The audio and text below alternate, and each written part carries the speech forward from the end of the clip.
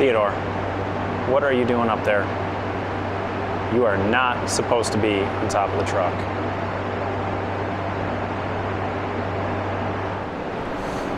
Hey guys, I'm Elliot, this is Everything Elliot, and this is my Holzfforma 372 XP. If you don't know anything about Holzfformas, they're basically Chinese built. I mean, everything's built in China, but these are, this one specifically is a replica of the Husqvarna 372 XP. This is a very cheap saw. I want to say when I bought it was about $275, and since it was so cheap, I'm not scared to modify it. So today what we're going to be doing is modifying the exhaust. If you guys know anything about chainsaws, you've probably heard of bark boxes. It's a muffler that's made for chainsaws. You get more flow out of this. We're going to try to make one of those at home today. Now, while this is not about the sound, I will give you guys a sound comparison so you can tell what the difference is between now and later. It's more about power, but we'll give you a sound either way.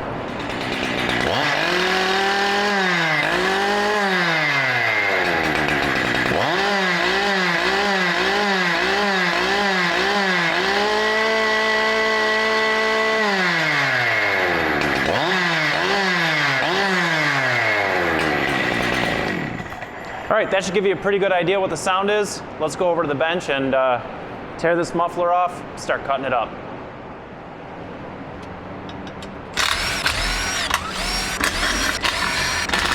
It's probably going to be warm, of course. I didn't really think that one through.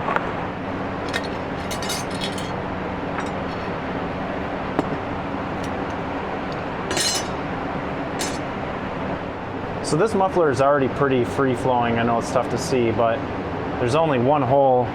It's this one right here, and there's actually no baffling inside there. So what our plan is going to be is just to cut this entire top out and then make like a channel out of steel coming out this way, pointing it in this direction. So the whole thing will be open rather than just this little half-inch hole. This is screaming hot, so I'm gonna let it cool down.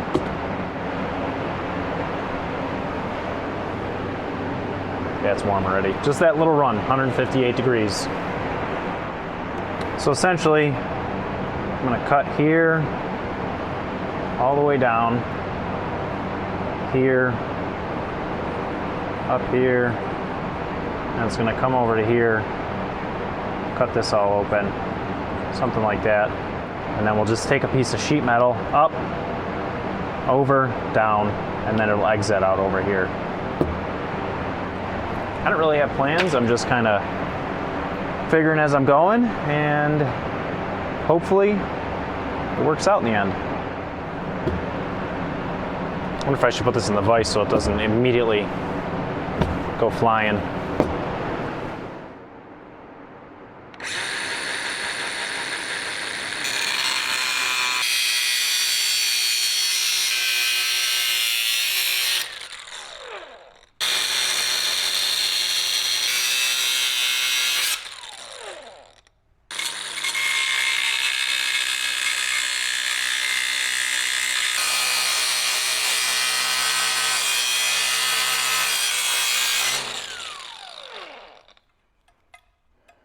Okay, so that's a little more open, huh? So now that I got this cut open, I got to figure out how I'm going to build this.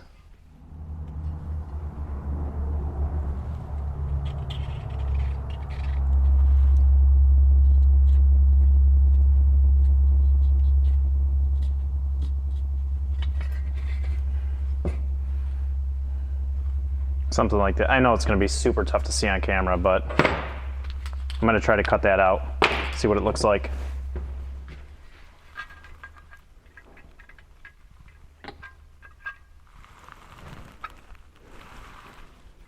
Yeah, that'll work.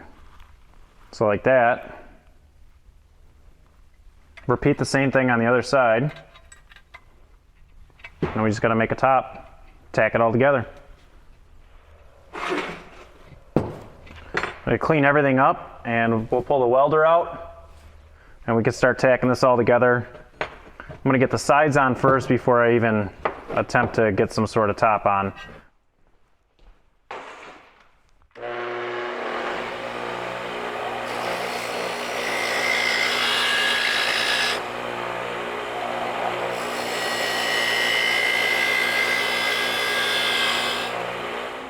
Well, I just realized I forgot to hit record, and all my welding stuff out.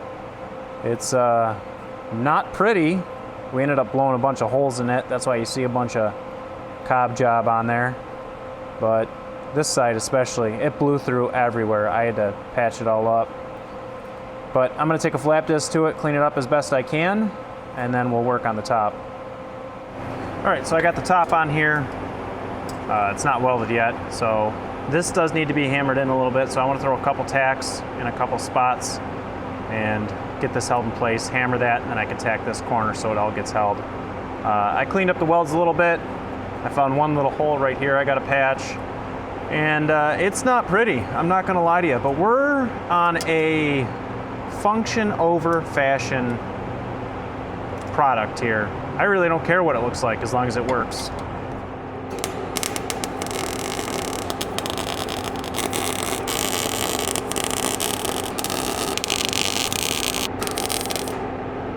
Oh, that burnt through. All right, couple tacks are done. I'm gonna grab a hammer so I can hammer this down a little bit. All right, I'm gonna try to get this thing fully welded. This thin metal that they have for this muffler is just terrible. It keeps blowing through, but I'll get all of this welded up here.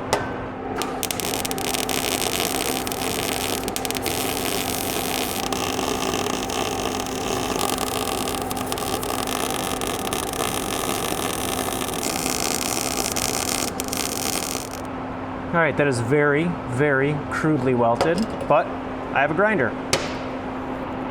Grinder and paint makes me the welder I ain't, that's for sure. Let's go hit this thing with the grinder and see what it looks like. All right, so I got the top ground up. Pretty good, looks decent. A couple holes I need to patch on both sides, just because this material is so thin. And I also got a bottom plate cut up. It's oversized, but I'll weld it, and then we can just grind it down to the size it needs to be.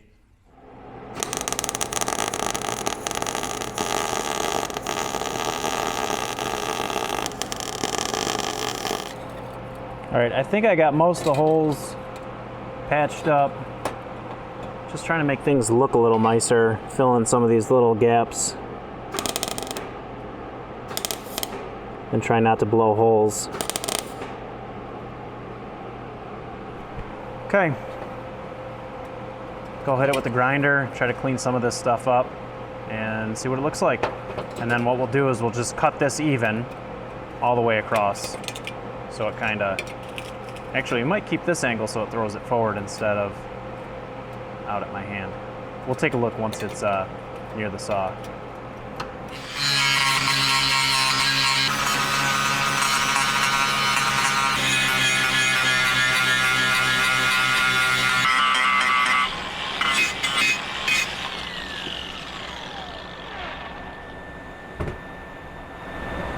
I've certainly seen worse, but I mean, you might say to yourself, Elliot, these bark boxes are like 70 bucks, why wouldn't you just buy one? Well, the way I look at this is, this actually gives me an opportunity to practice my skills.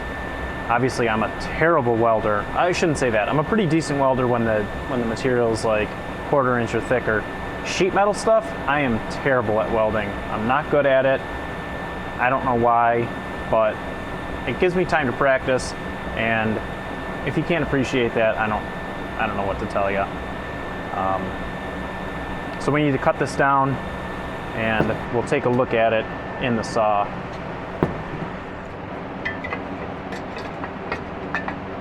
So it's gonna sit in there something like that. I think we should just follow this top line, mimic the top line all the way around.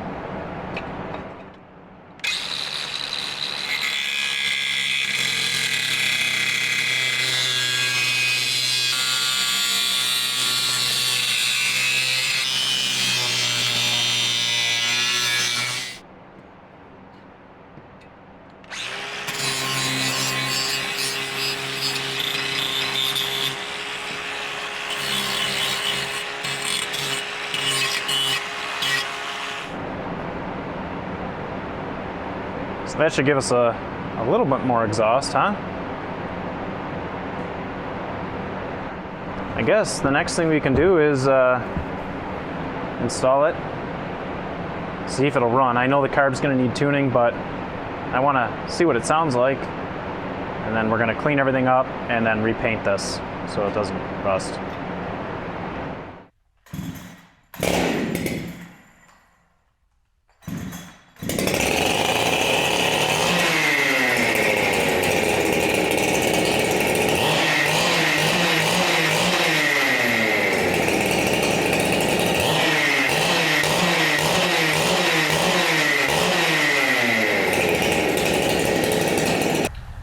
Now we'll just take it apart and paint it. So just wire wheeled it off right here.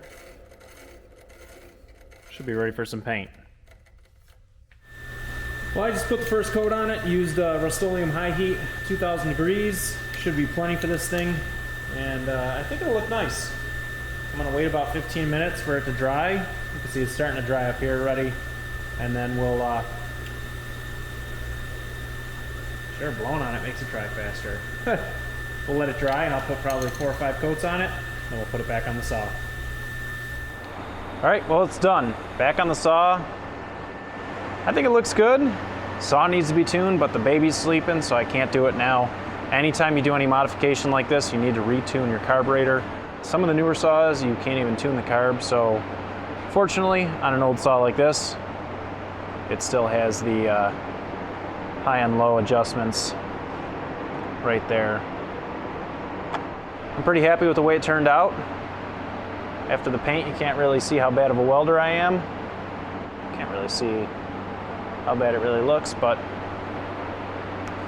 yeah, the next time I get this out, I'll tune it, and it should be a ripper. Now you might be asking yourself, Elliot, these are like $75. You could just buy them online. Why would you not do that? Well, I'm a good welder when it comes to stuff that is 1/4 inch and thicker, but the sheet metal stuff like this, the little 14, 16, 18 gauge, I'm not very good at it. And this gives me a chance to practice and, you know, something that's super non-critical I can practice on, why not practice on it? Hones my skills, gets me better at it, and I get to have fun in the shop while I'm at it. That's it for today's video. Thanks for watching. Hope you guys enjoyed. Don't forget to hit the subscribe button, and while you're here, hit the like button on the video. Thanks, and I'll see you on the next one.